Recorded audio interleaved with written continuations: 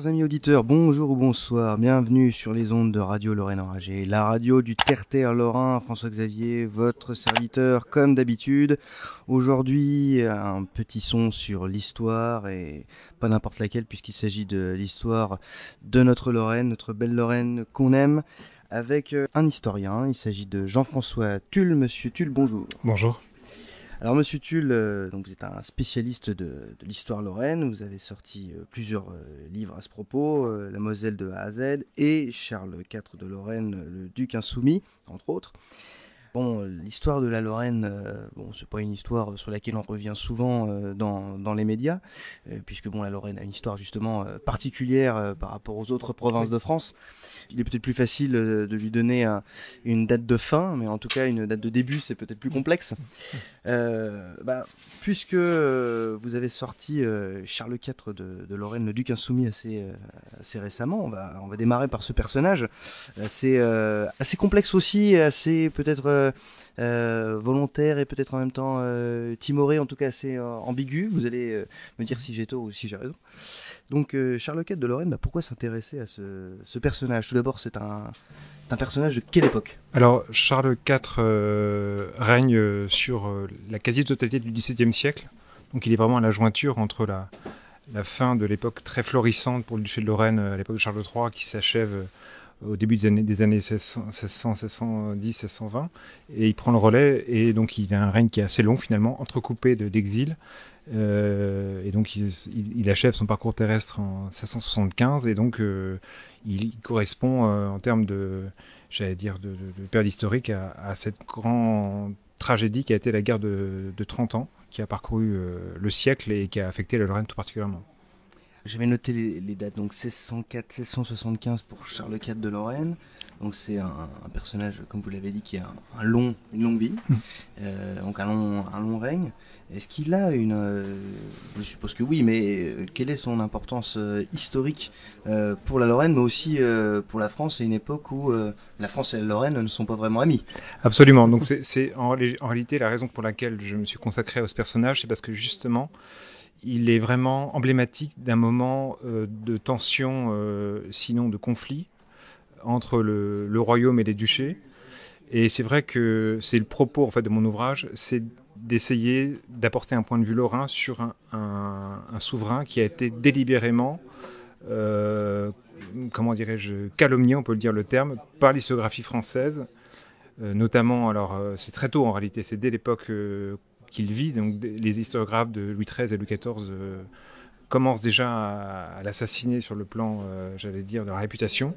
Et puis tout ça se prolonge jusqu'à notre époque, puisqu'en réalité, il ne s'est jamais sorti de cette vision extrêmement à charge, selon lequel c'est un peu le grand perturbateur des relations franco-lorraines au XVIIe siècle. C'est lui qui, si on entend certains historiens, même jusqu'à aujourd'hui, qui empêche que la césure, ou que la jonction plutôt, se fasse, alors même que, à mon sens, mais c'est un débat qui est ouvert, je pense que précisément la guerre de 30 ans démontre que la Lorraine n'était pas appelée de manière, définitive et sans conteste à devenir française, ou en tout cas à être intégrée dans le royaume de France. Oui, parce qu'on le rappelle jamais assez, mais on l'a un peu dit, mais la France et la Lorraine ne sont pas forcément ennemis, mais ne sont pas amis pour autant. Et la Lorraine, c'est ce qu'on a dit un petit peu dans l'introduction, a cette particularité, ce côté insoumis, Absolument. ce côté trublion, Oui. par rapport à d'autres provinces, qui fait que les Lorrains ne sont pas des enfants sages. Non, complètement. Et c'est vrai qu'il y a souvent un refrain qui vient chez certains historiens modernistes ou même contemporains, qui affirment que Charles IV finalement n'a pas suivi la sage politique de ses prédécesseurs, qui était une politique d'équilibre entre l'Empire et le Royaume, avec des alliances matrimoniales qui permettaient d'équilibrer les rapports de force, avec un certain nombre de gages donnés à tel ou tel. Moi, je considère qu'en réalité, c'est un jeu de dupes. Pourquoi ? Parce que le Royaume de France, au XVIIe siècle, est la puissance montante et la puissance, qu'elle soit financière, militaire, aux politiques. Et il est clair que l'Empire, le Saint-Empire romain germanique, n'est plus en capacité de faire face à ces attaques. Et donc la Lorraine est confrontée à cette situation de devoir par elle-même assumer ce rôle, j'allais dire, de modérateur. Sauf que, effectivement, Charles IV a eu face à lui deux souverains successifs, Louis XIII et Louis XIV, qui avaient des volontés très clairement conquérantes. Et donc, manifestement, il y a vraiment là, à mon sens, il y a un problème de prise en considération de ces données-là. Quand j'essaie, moi, de faire valoir ce point de vue, on voit tout de suite qu'on a toujours un peu les mêmes arguments qui reviennent en face. Moi, mon sentiment, c'est que finalement, la politique de neutralité de la Lorraine n'était pas tenable, puisqu'on l'a bien vu au siècle suivant, au XVIIIe siècle, quand le duc Léopold, qui a eu un règne réparateur à cette politique de neutralité, en réalité, la neutralité est bafouée assez rapidement. Nancy est occupée par la France au début du XVIIIe siècle. Donc tout ça, à mon sens, c'est un jeu de dupes. Et de ce point de vue-là, Charles IV, finalement, a une attitude qui correspond aux nécessités de l'époque. C'est-à-dire que soit l'écrasement complet de la souveraineté lorraine, soit une réaction, certes frontale, mais qui, à mon sens, était le seul choix par rapport au contexte géopolitique de l'époque. Ceci posé, il y a un événement, vous l'avez dit, un moment dans votre développement, il y a un événement dont il faut absolument parler. C'est une guerre très particulière, en tout cas pour la Lorraine, c'est la guerre de 30 ans. Oui. Mais c'est une guerre finalement qu'on connaissait peu. Bon, pour pas faire une émission de 3 heures sur la guerre de 30 ans, qui en mériterait d'ailleurs bien plus en nombre d'heures. Mais qu'est-ce que c'est que la guerre de 30 ans et en quoi la guerre de 30 ans a eu un impact historique autant, pour la Lorraine c'est une évidence, mais aussi pour la France et dans le fait qu'elle a certainement contribué à ce que la Lorraine tombe dans le giron français.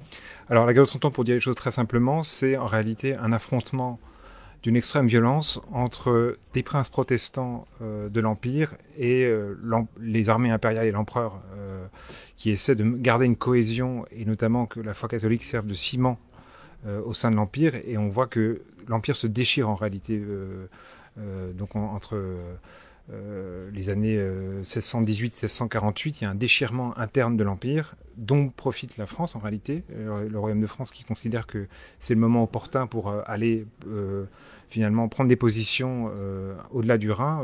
Il y a quand même la politique de Richelieu qui est assez emblématique puisqu'il pourchasse les Huguenots à l'intérieur du Royaume, mais il s'allie avec eux à l'extérieur, notamment en Allemagne. Et donc la guerre de 30 ans, c'est ça, c'est une espèce de tension et de déchirement interne du Saint-Empire qui va finalement avoir pour conséquence que tous les États limitrophes, dont la Lorraine, vont devoir finalement s'affranchir des ressources de cet empire, puisque manifestement l'Empire n'était plus en capacité de défendre ses marches frontières, dont la Lorraine. Donc la Lorraine, finalement, est, on pourrait dire, prise entre deux feux. C'est un terrain sur lequel les armées passe et ravage. Absolument, et c'est d'ailleurs ce qui singularise aussi la Lorraine par rapport aux régions françaises aujourd'hui, c'est qu'en réalité la guerre de 30 ans, elle ne touche que la Lorraine, l'Alsace, une toute petite partie de la Flandre devenue française, mais effectivement c'est un conflit qui finalement est extraterritorial pour la France, c'est-à-dire qu'il y a eu la prise de Corbie par les troupes impériales espagnoles dans les années 1630, mais tout ça passe très vite.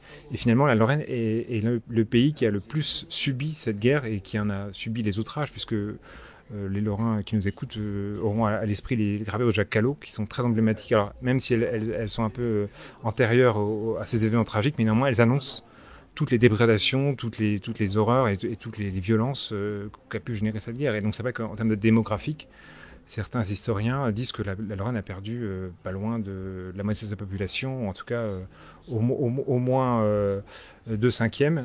Et pour terminer sur ce sujet, il y a aussi un affaiblissement structurel de l'État lorrain qui avait été lentement construit à l'époque de la dynastie Lorraine-Anjou, donc au XVe siècle, au moment de la bataille de Nancy, qui avait généré ensuite des institutions. Enfin, il y avait vraiment un socle qui était en train de se constituer. Et là, on voit bien que c'est un coup d'arrêt qui finalement après prépare le basculement côté français au siècle suivant.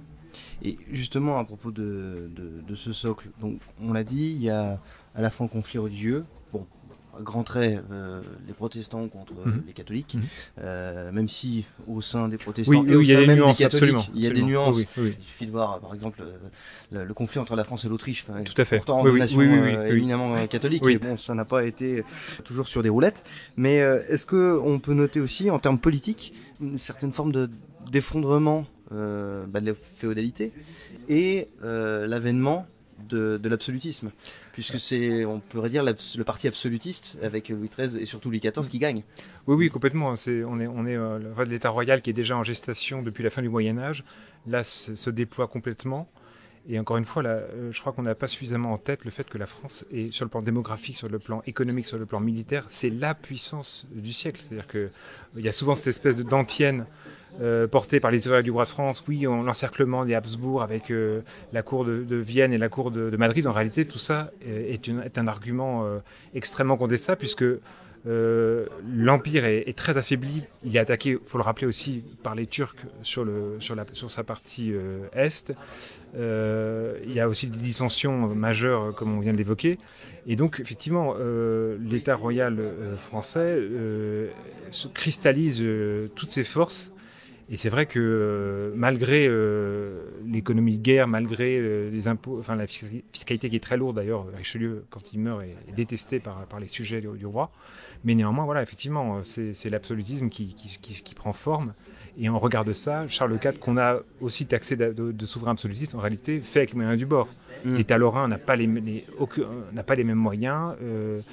Il a des institutions, mais qui sont vite en quelque sorte mis en suspens par l'exil du duc, et donc il maintient une présence ducale même itinérante, mais le premier, j'allais dire, le noyau d'État qu'il avait voulu raffermir finalement, du fait de l'exil et du fait de l'occupation de la Lorraine par la France, et là en pointillé. Donc il y a vraiment, c'est David contre Goliath. À l'époque, quelles sont en Lorraine les villes qui comptent, là où la politique, la guerre se décide? C'est Nancy, c'est Metz, principalement c'est Nancy. Vaudémont. C'est principalement Nancy, Bar-le-Duc pour le duché de Bar. Donc, mais Nancy reste une capitale importante, et effectivement, on voit bien que les institutions se développent autour de la ville. Il y a aussi, sur un plan plutôt économique, Saint-Nicolas-de-Port, qui est vraiment à la fois la basilique nationale des Lorrains et également le lieu où l'économie lorraine transite. Et d'ailleurs, l'une comme l'autre, Nancy, qui était l'une des premières citadelles fortes de l'époque, à voir ses remparts rasés. Saint-Nicolas-de-Port est dévasté par les troupes franco-suédoises. Donc, en fait, il y a un saccage complet des institutions et des points de force du duché de l'époque, qui finalement fait que au XVIIe siècle, la Lorraine sort exsangue de ce conflit. Pour revenir à notre Charles IV, est-ce qu'on peut dire que c'est le dernier à unir les Lorrains? En tout cas, il leur a donné un étendard, puisque il met en place un étendard particulier. Absolument, donc cet étendard symbolique où on voit l'écu lorrain, le blason lorrain avec aux quatre coins la croix de Lorraine, qui est bien en exergue et qui est très, très émouvant, puisqu'il a été porté pendant toute la période par le duc à sa suite. Mais effectivement, ce qu'on constate, c'est que dans toutes les strates de la population, c'est-à-dire aussi bien la paysannerie, les artisans, les classes inférieures et l'aristocratie, il y a une fidélité qui va au-delà des tragédies personnelles et de la situation qui est extrêmement, j'allais dire, qui est assez terrible en fait, puisqu'il y a vraiment une occupation du territoire. Il y a quand même une volonté très nette de mettre à la raison toute forme de résistance, avec des destructions de châteaux, avec des arrestations, des envois sur des galères royales, y compris pour les plus petits sujets du duc. Et ce qui est frappant, c'est que pendant toute la période, pendant quasiment les 50 ans du règne de Charles IV, eh bien, il y a une fidélité qui se manifeste constamment et qui atteste vraiment finalement de la légitimité du souverain et de la façon dont les Lorrains finalement reconnaissent que malgré la douleur, malgré la situation de guerre, eh bien, c'est bien le duc qui est en droit de se défendre, et c'est à ce titre-là eh bien, qu'ils le soutiennent. Et si on dresse un bilan de l'action de Charles IV, est-ce qu'il a réussi, avec les moyens du bord comme vous l'avez dit, mais est-ce qu'il a réussi tant bien que mal à sauver les meubles, ou malheureusement, on a plus ou moins la réponse, mais malheureusement les Lorrains ont dû céder Oui, je crois que c'est effectivement le constat, c'est que pour le panache et la gloire lorraine, Charles IV restera là pour l'éternité. Mais effectivement, le pays, à sa mort, est occupé. Les institutions sont défaites, ou en tout cas, elles sont en exil, dans le meilleur des cas.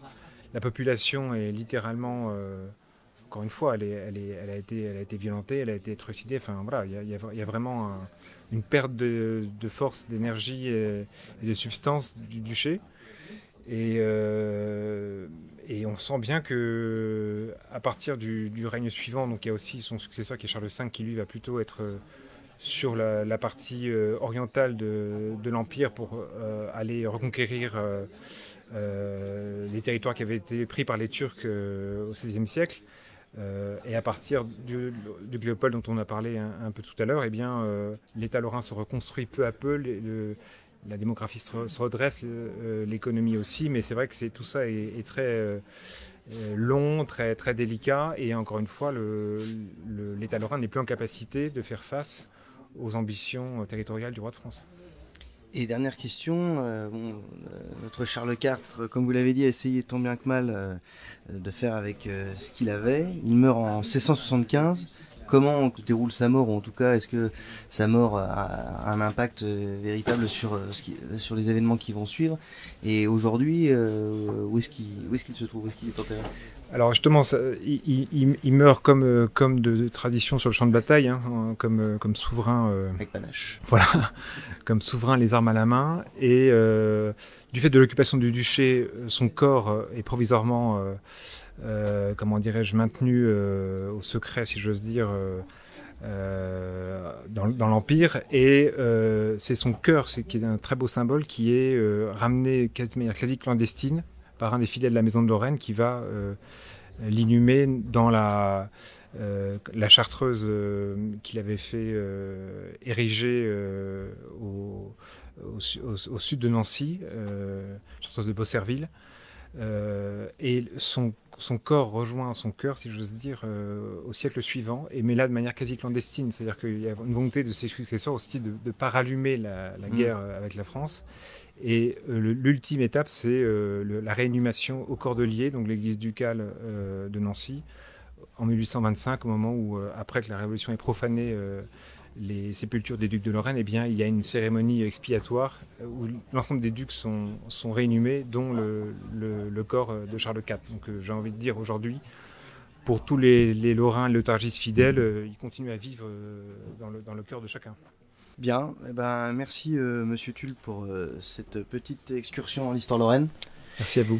Pour les auditeurs qui s'intéressent à tous ces sujets, nous vous renvoyons au livre de notre auteur, notamment Charles IV de Lorraine, le Duc Insoumis. Tout est dans le titre. Et nous vous recommandons aussi de passer à la librairie Les Deux Cités où vous pourrez trouver tous ces ouvrages. Comme d'habitude, la vie commence toujours demain. Et haut les cœurs!